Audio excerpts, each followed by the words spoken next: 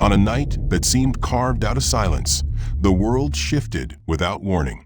A man who had spent decades climbing to power, a black man who carried both pride and the scars of prejudice, found himself facing the moment that would rip open every illusion of trust he had ever held. It was not the boardrooms, nor the wealth, nor the polished smiles of his so-called allies that defined him now, but the sudden cry of a child who appeared where no child should have been, a cry that struck like thunder in the still air and revealed that everything he thought was secure was already crumbling. What unfolded was not a story of business as usual, but of betrayal so intimate it cut deeper than any knife, and of justice rising from the most unlikely place imaginable. If you want to discover how far this story goes, like this video, subscribe for more, and tell me in the comments what you think about the plot and where you are watching from. Richard Coleman, a cautious and deliberate CEO at 52, entered the quiet parking garage late at night with the weight of tomorrow's merger pressing heavily on his mind. A deal worth $400 million that was supposed to secure his company's future and his legacy. And he moved toward his black Mercedes expecting nothing more than silence until a voice from the back seat cut the air with chilling sharpness, ordering, "Shut up and don't say a word." He froze, his hand still on the door handle, and slowly his eyes adjusted to the dim light inside the car, where he saw a small figure crouched low, a black girl around 7 years old with tangled hair, worn clothes, and eyes that gleamed with fear, but also with intelligence far beyond her years. Richard forced his body to remain calm as he slid into the driver's seat without any sudden moves. His instincts sharpened from decades of negotiations where control of one's expression was as important as control of one's assets. And in a steady voice, he asked who she was and what she was doing in his car. The girl's chin lifted slightly as she whispered her name, Kyra, and warned him that people were listening from above, pointing toward the bright windows of the 10th floor, where Coleman Technologies' offices still glowed. She added that his partner Daniel Harper and Daniel's blonde wife Claire had spoken about him, mocking his trust and planning to strip him of everything tomorrow. The word struck Richard like a blow, because Daniel had been his partner for 15 years, a man he had relied on through expansion and downturns, and Claire had always been nearby, polished and charming, present at dinners and company events, offering the kind of support that seemed loyal. And yet here was a child, not a shareholder or advisor, warning him of betrayal that could end his career in less than 24 hours. Richard pressed further, asking how she had entered his vehicle, and Kyra explained that the cleaning lady had left the door open, and she had slipped inside after overhearing Daniel and Claire boasting in the corridor about how he would sign papers without reading and how, by the day after tomorrow, he would no longer own the company. The revelation sent a chill through him, because the merger with the Japanese investors had been carefully prepared by Daniel and Claire, every schedule, every draft, every contact filtered through them. And now Richard realized that his blind trust might have become the very weapon they were using to disarm him. He turned his attention back to Kyra and asked why she would risk herself to warn a man she did not know, and her answer was delivered without hesitation, spoken with the quiet certainty of someone who had already endured far too much for her age. Because she knew how it felt when people treated you like you were nothing, and her grandmother had always told her that if you saw someone being stepped on and you could help, you should, because next time it could be you. The sincerity in her words pierced through Richard's defenses, and for a moment the cold executive exterior gave way to something more human, because here was a child who had nothing, no security, no wealth. Yet she had chosen to act with courage where adults around him would have stayed silent. He asked her what else she had heard, and she described how Daniel had bragged about Richard being obedient, how Claire had laughed that he would be finished once the ink was dry, how they joked that little dogs sometimes turned against their owners, an insult that cut deeper than the word themselves, because it revealed how little they valued his years of loyalty and leadership. Richard clenched the steering wheel but kept his expression neutral, knowing that anger displayed too soon could ruin everything. And he reminded himself of one lesson he had learned long ago in business. The most effective strategies were never loud, they were silent. He told Kyra she had done something extraordinary, that she had possibly saved everything he had built, and he assured her he would not hand her over to the police. Starting the engine, he eased out of the garage, his mind already calculating possibilities, sketching plans, weighing risks. The neon lights of late-night shops blurred across his windshield, but he barely noticed them, because every detail of the conversation Kyra had overheard rang in his ears with cruel clarity. Words about how stupid he was, how he would sign papers without reading, how he would lose everything he had built in a single afternoon. And the sting of those words did not just come from the insult, but from the source. Because Daniel had been more than a partner. He had been a friend, a man Richard had trusted during sleepless nights of expansion and risk, while Claire had sat across dinner tables smiling at him like family. And to imagine them mocking him with such casual cruelty lit a fire in his chest he had not felt in years. He pulled into a quiet side street and turned to Kyra, asking carefully if she could remember exactly what else they said.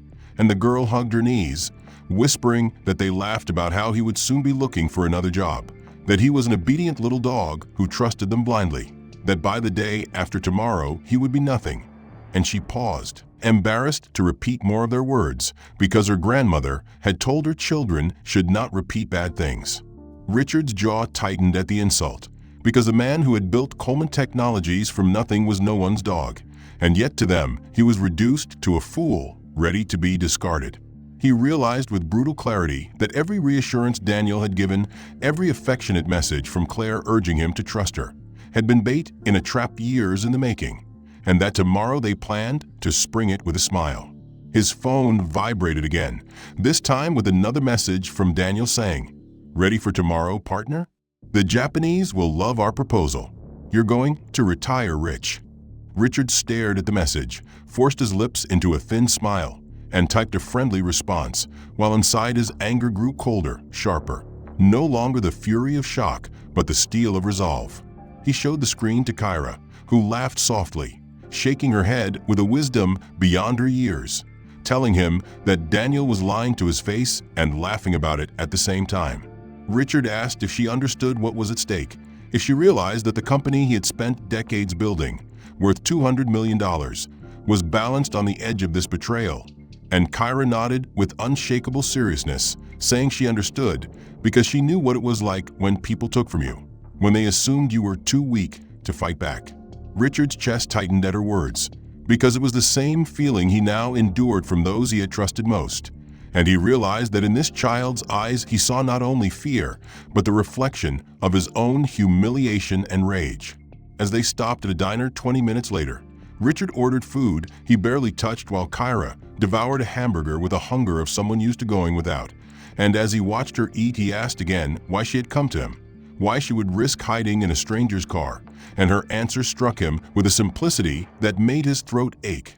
Because people were treating him like he was nothing, and she knew that feeling too well, and her grandmother's words about helping others had echoed in her ears as she overheard Daniel and Claire's cruelty.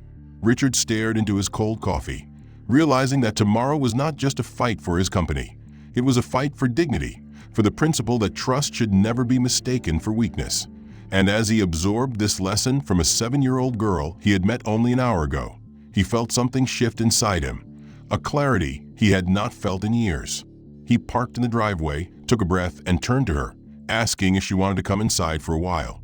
And she hesitated, her small fingers gripping the edge of the seat before she nodded slowly. Because even though she barely knew him, there was something in his voice that carried both authority and sincerity. Inside, Richard handed her a blanket from the closet and let her curl up on the sofa while he poured himself a glass of water, his mind racing through every contract, every meeting, every word Daniel and Claire had spoken in the last few months. And he realized with a growing ache that signs of betrayal had been there, but he had been too blinded by trust to notice. Kyra's voice broke through his thoughts when she asked timidly if he was going to send her away in the morning, to the police or the shelter, and Richard turned to her with a genuine smile, saying softly that after tonight he could not see her as a stranger, because she had risked everything to protect him when she could have stayed silent. Her eyes widened at his words, and for the first time in their brief encounter, she seemed to relax, pulling the blanket tighter around her shoulders, as though the living room of a millionaire CEO was the first safe space she had known in weeks. Richard sat across from her and asked why she had chosen to hide in his car instead of leaving the building quietly, and she shrugged, saying that her grandmother had always told her that some truths needed to be spoken even if no one wanted to hear them, and she could not stand listening to Daniel and Claire laughing about ruining someone who trusted them. Richard listened, astonished at the gravity in the voice of a 7-year-old, and he thought back to his own childhood, to the lessons his father had taught him about integrity. And he realized that somewhere along the climb to the top, he had begun to accept betrayal as part of business. But Kyra was reminding him that betrayal was not business, it was cruelty. Later, while she slept on the sofa with the blanket pulled to her chin, Richard sat at his desk and opened his laptop, scrolling through files with fresh eyes, noticing inconsistencies he had ignored before, contracts Daniel had pushed through quickly, financial documents Claire had insisted were routine, and he felt a surge of anger at his own blindness, but also a flicker of pride, because with Kyra's warning, he had a chance to set everything right. When dawn broke, he found her awake, sitting quietly with her hands folded, and she looked at him with seriousness far beyond her years, asking what he was going to do now. Richard poured her a glass of milk and sat down across the table, telling her that he had a plan forming but that he would need her help, and she frowned, asking what a child like her could possibly do in the face of powerful adults with money and influence. And he told her that sometimes the smallest witness could carry the heaviest truth. Kyra's eyes lit with determination, and she told him that she was not afraid of listening more if it would help, because people like Daniel and Claire deserved to be caught, and Richard felt a swell of respect for her courage, promising that he would not let her stand alone. At that moment, his phone buzzed again with another cheerful message from Daniel, filled with false warmth about the great day ahead, and Richard showed it to Kyra, who laughed bitterly and said he was smiling on the outside while sharpening knives on the inside, and Richard nodded, realizing that this child saw more clearly than most executives he had ever hired. Kyra sat at the breakfast table, small legs swinging beneath the chair, eating toast with quiet concentration, but her sharp eyes were watching him carefully. And when he looked up, she asked simply, "You're not going to let them win, are you?" Richard met her gaze and answered with deliberate calm that he would not. But he added that she must understand how dangerous this was, that Daniel and Claire had invested years into making him believe he could trust them, and that unraveling their plan required silence and patience, because if they suspected even for a moment that he knew the truth, they would bury the evidence so deep it would take decades to unearth. Kyra nodded, her lips pressed into a thin line, and reminded him that people who laughed at others for being weak were always the ones who slipped when they grew too confident. And Richard smiled faintly, marveling again at her instinct for truth. When his phone buzzed with another message from Daniel, filled with brotherly enthusiasm about how perfect today would be, Richard showed it to Kyra, who rolled her eyes and muttered that liars always use too many cheerful words, and Richard agreed, replying with the same tone of fake warmth Daniel expected, masking the anger that burned beneath. Minutes later, another message came from Claire, her tone syrupy with condescension as she assured him she had checked every clause, that he only needed to sign where she placed the markers, and Richard stared at the message with cold amusement, because he could see now how deeply they underestimated him, how they mistook loyalty for blindness.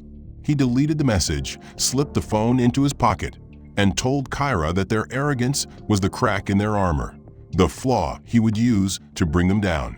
By mid-morning, he had driven her into the city, stopping at a small diner they had visited before, and as she nibbled at a sandwich, she asked him whether he knew any secrets about Daniel and Claire the way they knew about him.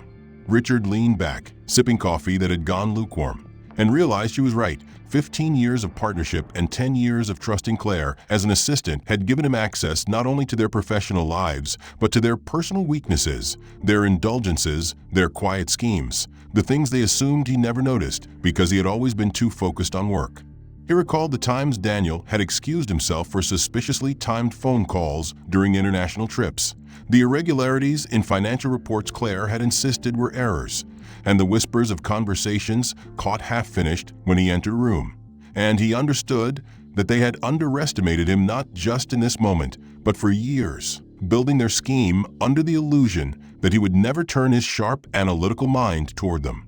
Kyra, licking crumbs from her fingers, said quietly that when you had nothing, you learned to pay attention to everything, and Richard nodded slowly, because she was right, and in that moment he decided that he would pay attention to every detail of their betrayal and use it to destroy them. He pulled out his phone and drafted a list, writing down every suspicious incident connected to Daniel and Claire, every irregularity, every unexplained meeting, and by the time he was done, the list filled half the screen. Kyra leaned over curiously and asked what he was doing, and Richard told her that just as they had built a trap for him, he was going to build one for them. Only his would be silent, patient, and final. She smiled, the kind of smile that lit her tired face, and told him she liked that plan. He drove her back to his townhouse, settled her safely inside with the television on low, and retreated to his study, where he unlocked old files from archived drives, searching through records Daniel and Claire had assumed were forgotten, and what he found reignited his determination. Copies of contracts Daniel had arranged with competitors that were never reported. Authorization forms Claire had signed for bonus systems she had slipped past the board, and stray emails containing phrases vague, enough to avoid suspicion, but incriminating when placed together. Richard printed everything, stacking papers in neat piles on his desk, his movements deliberate, controlled, as though the order itself gave him strength. In his study, surrounded by stacks of printed documents and notes, he knew that while he had uncovered pieces of their betrayal, he still needed something more, something concrete that could not be dismissed as paranoia. Because men like Daniel and women like Claire were skilled manipulators who could twist words and bend appearances. And if he confronted them unprepared, they would slip through his hands like smoke. He thought of Kyra asleep on the couch, her small body curled under the blanket, and he reminded himself that he owed her more than anger. He owed her victory, because she had risked herself to expose the truth, and her courage demanded that he see this through. As he considered his next step, one name rose in his mind like an anchor in a storm: Samuel Grant.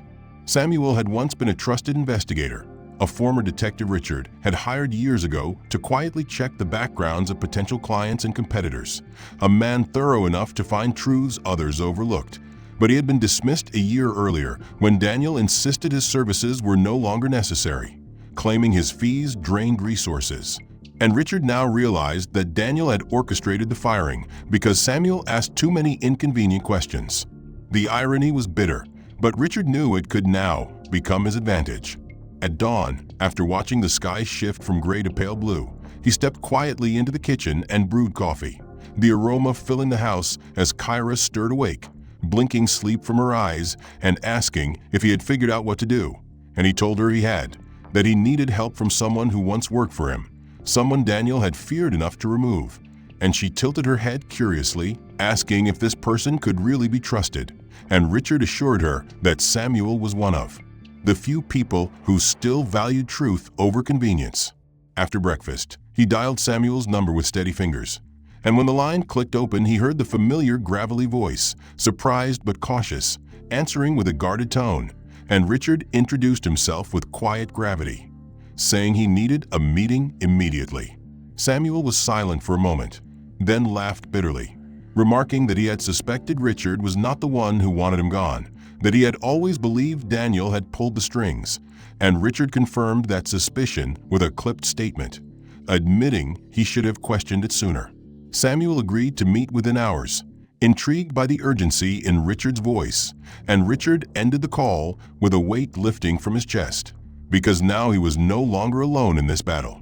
2 hours later, Samuel arrived at Richard's townhouse, a man of 45 with eyes sharp from years of watching criminals lie, and scars on his hands that spoke of a life lived in pursuit of justice.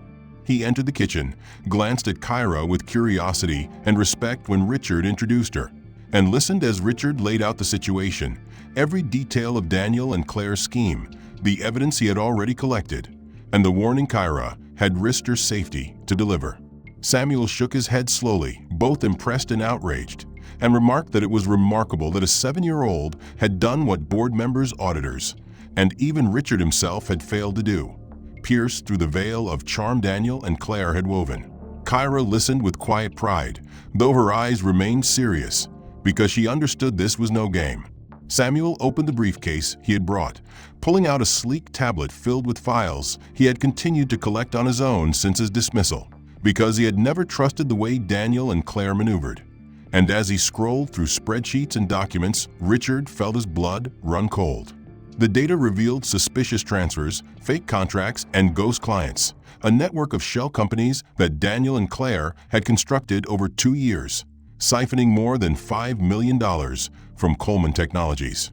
Samuel explained that the merger with the Japanese investors was not about growth at all, but about laundering that stolen money, and that once Richard signed the documents, everything would be legitimized retroactively, and Daniel and Claire would discard him, leaving him ruined. Kyra was asleep again on the sofa, curled into her blanket, but even in her sleep she looked tense, her small hands balled into fists, and Richard felt a surge of protectiveness as he watched her, because he knew she had carried burdens no child should have to carry. Yet she had chosen to risk herself to save him, and that choice had changed everything. Samuel returned early the next morning with updates, explaining that he had already contacted federal investigators who were willing to move if the evidence was presented at the right time, but they needed Richard to play his part convincingly, to walk into the meeting tomorrow as if nothing had changed, and to allow Daniel and Claire to hang themselves with their own rope. Richard nodded, his face calm, but his mind racing, because he understood that this was the only way to end the betrayal completely, by letting them reveal their greed in the very moment they believed victory was within reach. Kyra listened carefully as Samuel spoke, her brow furrowed in thought, and when he finished she asked if she could help, her voice steady despite her young age, and Richard felt his instinct to protect her clash with the knowledge that she had already proven herself braver and sharper than many adults he knew. She offered to slip back into the building, to stay near the conference room and capture anything Daniel or Claire said before the signing, and though Richard hesitated, Samuel pointed out that her presence might indeed be useful, provided she was protected at every moment, and he promised that he would not let her out of his sight. Richard finally agreed, but with strict conditions, telling Kyra that courage must always walk beside caution, and she nodded solemnly, her eyes gleaming with determination. The three of them spent hours drafting a plan in detail, and as they spoke, Richard felt the thrill of strategy coursing through him again, the thrill he had felt in the early days of building Coleman Technologies, when every decision carried risk, and every risk carried the possibility of reward, and he realized that his betrayal had not weakened him but awakened him, reminding him of the sharp instincts that had built his empire. Samuel explained that he would monitor from the shadows, ready to bring in the investigators at the right moment, while Richard would play the role of the trusting partner, smiling as if blind to the trap, and Kyra would be nearby, quietly recording any incriminating words that could serve as the final nail in the case. Richard leaned back in his chair and smiled grimly, saying that the best strategies were never loud, they were silent, and Daniel and Claire would never hear this one until it was too late. Later that afternoon, Richard tested himself by responding to another call from Daniel, who spoke with that same oily charm, assuring him that everything was prepared, that Claire had worked tirelessly to make the contracts flawless, and Richard matched his tone with practiced ease, laughing and joking as though nothing had changed, while Samuel and Kyra listened from across the room, both of them recognizing the mask Richard wore. When the call ended, Kyra tilted her head and said quietly that his eyes looked different, sharper, like someone waiting for the right moment, and Richard smiled at her insight, telling her that sometimes patience was the most dangerous weapon of all. That evening, the three of them gathered again at the dining table, where Samuel spread out copies of evidence, while Richard rehearsed the role he would play, practicing casual lines, calm responses, and the appearance of a man too trusting to notice betrayal. Kyra giggled once, saying he was almost too convincing, and Richard chuckled softly, grateful for the levity, before reminding her that tomorrow was no game, that their lives and freedom depended on executing this perfectly. She nodded seriously, repeating her grandmother's, saying that liars always believe their lies until the last second, and Richard thought how fitting it was, because Daniel and Claire were so drunk on their arrogance they would not see the truth until the moment the evidence crushed them. As the night deepened, Richard found himself watching Kyra as she spoke with Samuel, her small voice confident as she asked questions about evidence and recordings, and he marveled again at her sharpness, wondering how many times life had forced her to grow faster than her age, and he promised himself that once this was over she would not have to live in shadows and fear again. He thought about the irony of it all, that his betrayal had been exposed not by auditors, lawyers, or board members, but by a child who had been invisible to the world, and he realized that sometimes the most unlikely voices carried the greatest truth. On the morning of the meeting, Richard dressed in his finest suit, the one Daniel and Claire had seen countless times before, because he wanted to look every bit the predictable man they believed him to be. And as he tied his tie, he looked at his reflection and reminded himself that beneath the calm exterior was a predator waiting for the perfect moment. Kyra appeared in the doorway in fresh clothes Samuel had brought, her hair combed neatly, her eyes wide but determined, and she asked if he was ready. And he smiled, telling her that he had been preparing for this longer than she knew. Together they drove into the city, the weight of the plan heavy but steady on their shoulders, and Richard could feel the silent rhythm of the counterattack building like a storm. Samuel Grant followed at a discreet distance, blending in with the stream of visitors, his eyes sharp and his phone connected to the federal investigators already positioned nearby. Kyra slipped into the building through a side entrance Samuel had scouted earlier, her small figure unnoticed among the bustle of office staff, and she moved with the quiet focus of a child who had learned how to stay invisible when it mattered most. Richard rode the elevator to the 10th floor, the same floor where Kyra had overheard the whispers of betrayal. And as the doors opened, he was greeted by Daniel's booming voice, full of artificial warmth, and Claire's carefully practiced smile that could have fooled anyone who had not seen the malice beneath it. "Richard, there you are," Daniel said, striding forward with the easy confidence of a man convinced he was minutes away from victory. "Everything is ready. The Japanese delegation will be here shortly. You just need to sign and enjoy the fruits of our labor." He clasped Richard's hand in a show of camaraderie that was nothing more than theater, but Richard returned the handshake with equal enthusiasm, hiding the steel behind his eyes. Claire approached next, holding a leather briefcase filled with contracts marked with neat yellow tabs, and she placed a reassuring hand on his arm, saying in her soft voice that everything was flawless, that he only needed to trust her as he always had. Richard gave her a calm nod, his smile unwavering, and replied that he appreciated her dedication, that he had always trusted her, and that he was grateful for her loyalty, words that made her eyes gleam with satisfaction as she turned away, not realizing they were the last words of false security she would ever enjoy from him. As they guided him into the conference room, Richard glanced at the polished table where the contracts were laid out with surgical precision, pens waiting beside each marked page, and he thought of how carefully Daniel and Claire had prepared this stage, how confident they were that he would simply sit and sign away his life's work, and the thought fueled the fire in his chest. The room smelled faintly of leather and ink, the air conditioned cool against his skin, but beneath the quiet surface, a storm was waiting to break. Daniel began to outline the details of the meeting, his words smooth and convincing, pointing out how the Japanese investors would view this as a mutually beneficial merger, how Richard's role as founder would be honored even as ownership shifted, and Richard nodded along, appearing attentive while his mind counted down the minutes to the moment Samuel would enter with the evidence. Claire leaned over the documents, guiding his attention to the yellow markers with a maternal tone, telling him he need not worry about the technicalities, that she and Daniel had handled everything, and Richard forced himself to chuckle softly, masking the disgust that churned inside him. In the hallway outside, Kyra crouched near a vent where sound carried from the conference room, her small recorder running as she captured Daniel's gloating words and Claire's patronizing reassurances, and her eyes narrowed as she recognized the same tone she had heard the night before when they mocked Richard, the tone of predators who believed their prey had no teeth. Samuel stood at the far end of the corridor, watching the elevators and signaling discreetly to the investigators, his hand resting casually on his phone, ready to give the order when the moment was right. Inside, Richard leaned back in his chair and smiled at Daniel, asking with feigned curiosity whether the contracts included all of the transfers they had arranged, and Daniel's eyes flickered for a split second before he covered it with a wide grin, saying that everything had been accounted for and that Richard only needed to trust his expertise. That flicker was all Richard needed to confirm how deeply they had tied themselves to the fraud. The Japanese delegation was delayed by traffic, and Daniel used the time to continue boasting about how flawless their preparation had been, how their friendship had made this possible, and how tomorrow would mark the beginning of a new era for the company. Richard nodded and agreed, even raising a toast with the glass of water Claire handed him, and in that moment he thought how surreal it was that they had no idea they were already standing on the edge of ruin.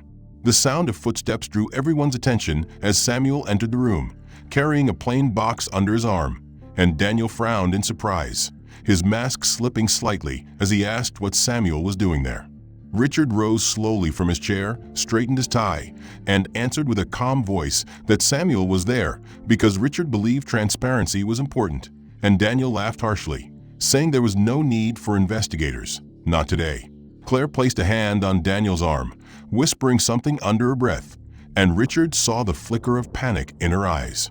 Samuel set the box on the table, opened it, and began to lay out documents, spreadsheets, and photographs one by one, and Richard watched with satisfaction as the color drained from Claire's face and the smile froze on Daniel's lips. "Do you recognize these?" Richard asked, his voice still calm. "Bank transfers, shell companies, signatures, conversations recorded when you thought no one was listening. This is what you call loyalty."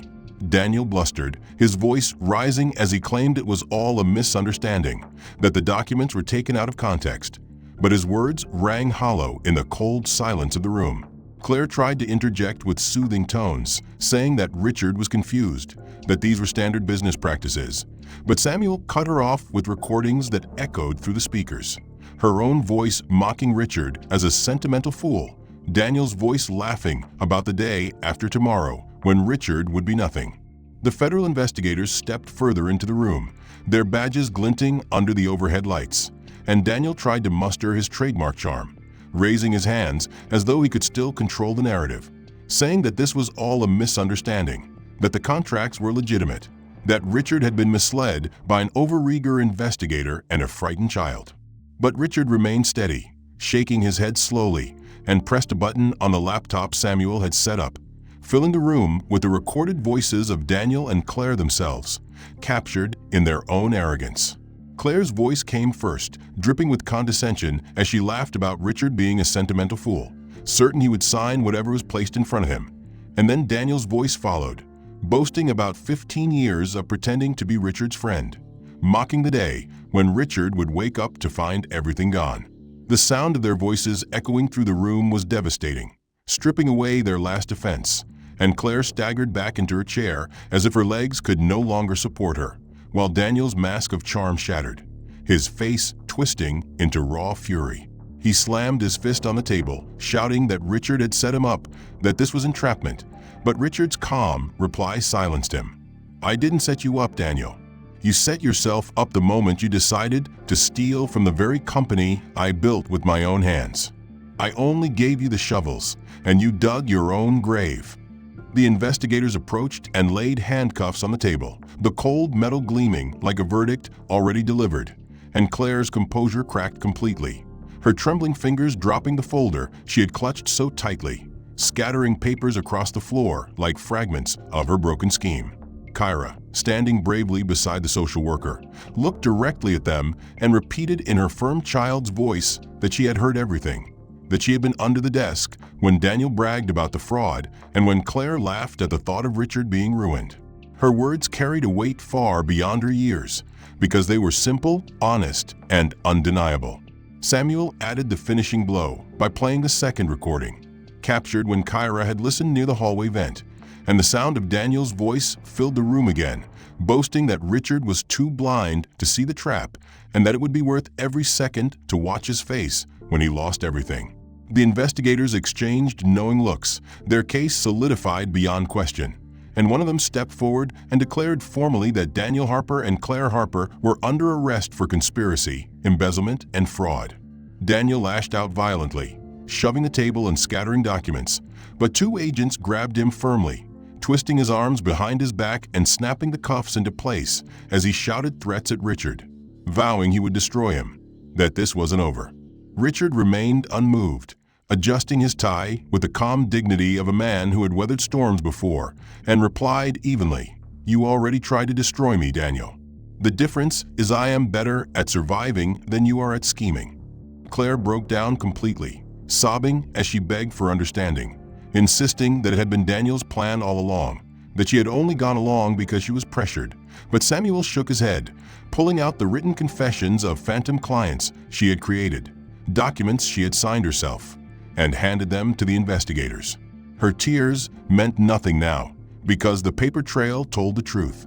Richard's employees, summoned discreetly by Samuel, began to gather outside the glass walls of the conference room, watching in stunned silence as the two people they had admired as leaders were led away in handcuffs. Some gasped, some whispered, but all of them turned their eyes toward Richard, who stood calmly at the head of the table, no longer the victim of betrayal, but the man who had exposed it. He glanced at Kyra, who gave him a small, fierce nod of encouragement, and for the first time in years, he felt something deeper than victory. He felt peace. The Japanese investors, informed by Samuel of the fraud before they even entered the building, canceled the meeting. But almost immediately Richard's phone buzzed with calls from 3 other companies who had heard about the investigation and wanted to propose legitimate partnerships, proving that truth, once revealed, could clear the way for greater opportunities. As Daniel and Claire were escorted out, Daniel spat insults, calling Richard a coward, accusing him of betrayal. But Richard only shook his head, watching as the police van doors closed behind them, and he thought of how deeply they had underestimated him, how they had mistaken his kindness for weakness, his loyalty for blindness, and his silence for stupidity. Kyra tugged lightly at his sleeve, her eyes wide as she asked softly if they were really going to jail, and Richard crouched down to her level, meeting her gaze, and assured her with a steady voice that they would spend many years behind bars paying for their crimes. Samuel closed his briefcase with quiet satisfaction, remarking that the arrogant always believed they were untouchable until the evidence closed around them, and Richard nodded, knowing it was true. For 15 years, Daniel had been his partner, sharing his triumphs and setbacks, and for 10 years Claire had been like family, managing his schedule, guarding his secrets. But as Richard watched them driven away, he felt no pity, only the clarity that betrayal was not just a professional crime, but a personal violation, and that by trying to steal everything he had built, they had gifted him something more powerful than revenge: the chance to rebuild on stronger foundations, with trust placed only where it was deserved. Kyra stood beside him, still small, still only a child. But in Richard's eyes, she was taller than both traitors combined, because she had given him the truth when no one else dared, and she had stood by him with courage even when the danger was immense. Yet as Richard sat behind his desk, reviewing new proposals and answering calls from investors who wanted to work with him now that Daniel and Claire were disgraced, his eyes often drifted toward the couch near the window where Kyra sat, swinging her legs as she drew on a piece of paper Samuel had given her. She looked so small, so fragile, and yet Richard knew she was the reason any of this was possible. Without her courage, without her warning, he would have walked blindly into ruin, signing away everything he had built to those who mocked him. He looked at her and wondered why fate had chosen to deliver him salvation through the voice of a child who had nothing, and he could not shake the feeling that there was more to their meeting than chance. Weeks passed as Daniel and Claire's trial unfolded, and with Samuel's testimony, Kyra's recordings, and the documents they had uncovered, the prosecution dismantled every defense the betrayers tried to raise. Daniel, once so proud and commanding, stood in court a broken man as he listened to his own voice mocking Richard played for the jury. Claire, her charm dissolved into desperation, wept as she was confronted with the phantom clients she had invented. The judge's gavel came down with a force that echoed through Richard's heart. Daniel sentenced to 12 years in prison, Claire to 8. Both stripped their assets to compensate the company they had nearly destroyed. Richard did not attend every session of the trial, but Samuel kept him updated, and on the day of the verdict he sat with Kyra in the living room, watching her eyes widen as he told her the betrayers would be gone for a long time. She nodded quietly, then asked a question that caught him off guard. "Now that they're gone, what happens to me?" Richard froze, realizing that while he had been focused on reclaiming his company, Kyra had been living in his home in a limbo, unsure of her place, unsure if she would be sent back to shelters or left to drift again through a world that had rarely been kind to her. He sat beside her, choosing his words with care, and told her that she was not going anywhere she didn't want to go, that she had a place with him for as long as she wished, and her eyes shimmered with unshed tears as she whispered, "Grandma always said family takes care of family, but I don't have any family left." Richard hesitated at those words because something in them stirred a memory, a name Kyra had mentioned before, and he leaned closer, asking her to tell him again what her grandmother's name had been. She answered softly, "Margaret Coleman. She used to say our family had lost touch years ago, but she never stopped talking about them." The name struck Richard like lightning because Margaret Coleman had been his cousin, the daughter of his father's brother, a relative the family had lost contact with over 3 decades earlier. He remembered faint mentions of her at family gatherings when he was a boy, how she had moved away, how there had been little contact afterward, and now, sitting across from him, was Margaret's granddaughter, the child who had risked everything to warn him. Richard rose without a word and walked to his study, pulling out old family documents he had stored away, and when he returned he spread them across the table. Birth certificates, photographs, genealogical records that confirmed the truth. Margaret Coleman had been his cousin, and Kyra was her granddaughter. The room fell silent as Kyra stared at the papers, her small hands trembling as she traced the names on the documents. And then she looked up at Richard with wide eyes filled with shock and wonder, whispering, "That means we're family?" Richard's voice softened in a way it had not in years as he replied, "Yes, Kyra. You're not just the girl who saved my company. You're my family." For a moment she sat frozen, as though afraid to believe it, and then she launched herself into his arms, clutching him tightly, her tears wetting his shirt as she sobbed that she had known he was different, that her grandmother must have known this would happen somehow. Richard held her close, his own eyes misting, because he realized that the betrayal of Daniel and Claire had stolen years from him, but had also returned to him something priceless, a bond of blood he had not known was still alive. Samuel, standing quietly in the doorway, cleared his throat and said gently that perhaps fate had its own way of rewarding those who endured betrayal with dignity, and Richard nodded, unable to find words, because the truth was too overwhelming. In the weeks that followed, Richard began the legal process of adoption, determined to make Kyra his daughter not only in spirit, but in law. And when the day finally came, they stood together in the courthouse where Daniel and Claire had been convicted, listening as the judge signed the papers that made it official. Kyra wore a light blue dress Richard had bought for her, clutching his hand tightly as the judge announced that she was now Kyra Coleman, his legal daughter, and the courtroom erupted in quiet applause. 5 years later, Richard Coleman stood at the head of a grand banquet hall filled with laughter, music, and the hum of conversation. And though he had stood in countless rooms filled with power and wealth, this evening carried a different weight, because it was the anniversary of the scholarship foundation he had created in honor of the girl who had once hidden in the back seat of his car and changed the course of his life. The banners hanging across the walls read Coleman Foundation for Children, and beneath them sat more than 200 children whose lives had been transformed by education, housing, and the belief that they mattered. Children who had once been invisible now standing tall because someone had chosen to see them. At the center of it all stood Kyra, no longer the small, frightened girl who whispered warnings in a parking garage, but now a 12-year-old dressed in a smart blazer, her hair neatly tied back, her eyes shining with intelligence and confidence as she welcomed new students into the program she had become the honorary president of. She carried herself with the poise of someone far older, and as Richard watched her, he felt pride surge through him stronger than any financial triumph he had ever known. The company itself had flourished since the fall of Daniel Harper and Claire, growing by 40% in the first 2 years, then climbing steadily until Coleman Technologies ranked among the 100 most influential technology companies in the country. Yet Richard knew that the true victory was not measured in quarterly reports, but in the faces of the children who smiled at him tonight, each one a reminder that wealth was meaningless unless it was used to build something lasting, something human. As he mingled with the guests, investors and dignitaries congratulated him on his success, but he always redirected the praise to Kyra, because he wanted the world to understand that the courage of a child had been the spark for everything they were celebrating. Later in the evening, as the lights dimmed and the microphone was handed to Kyra, she cleared her throat with the same seriousness she had carried since she was 7 and asked the crowd if they knew what the best day of her life was.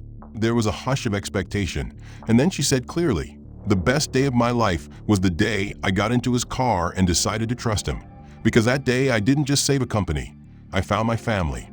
The room erupted in applause, and Richard felt his chest tighten with emotion, because the truth in her words struck deeper than any speech he could have written. He remembered the disbelief in Daniel's eyes when the evidence crushed him, the tears of Claire as she realized her lies could no longer shield her, and he compared them now to the sight of Kyra standing tall, her voice steady, her eyes alight with hope, and he realized that betrayal had not destroyed him, but instead carved space for something greater to grow.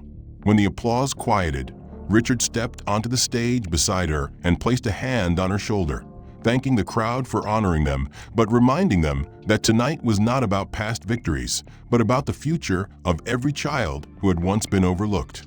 He spoke of trust, of betrayal, of dignity, and of resilience, weaving his own story into a message that resonated with every person in the room. That true revenge was never about destroying enemies, but about building something so strong and beautiful that their betrayal became insignificant.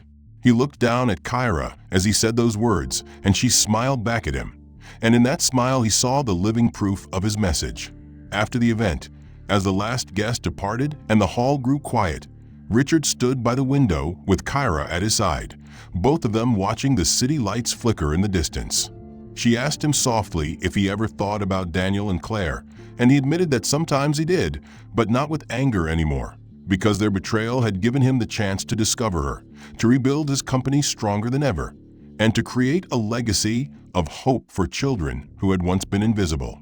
Kyra nodded thoughtfully, then said in her wise, steady tone that it was not about forgiving or forgetting, but about moving forward and being better, and Richard smiled, hearing in her voice the echo of Margaret Coleman, her grandmother, whose wisdom had carried through her granddaughter to save him all those years ago. That night, before they left the hall, Richard looked one last time at the rows of photographs on the wall showing children whose lives had been transformed, and he felt a deep peace settle in his chest, a peace stronger than any contract or deal had ever given him, because he understood at last that wealth and power were fleeting, but the impact of loyalty, courage, and love endured. The betrayal of Daniel and Claire had once seemed like the end of everything he had worked for, but in truth it had been the beginning of the most meaningful chapter of his life, one where his trust was not misplaced but rewarded, one where his kindness was not mocked but celebrated, and one where his family was not lost, but rediscovered in the most unlikely form of a 7-year-old girl whispering for him to stay silent in the back of his car. As they walked out together into the cool night air, Kyra slipped her hand into his, and Richard squeezed it gently, whispering that he was proud of her, and she looked up at him with shining eyes and whispered back that she was proud of him too. They climbed into the black Mercedes that had once been the stage for betrayal, but was now a symbol of the night everything changed. And as the engine hummed and the city stretched out before them, Richard felt the truth settle in his heart with finality.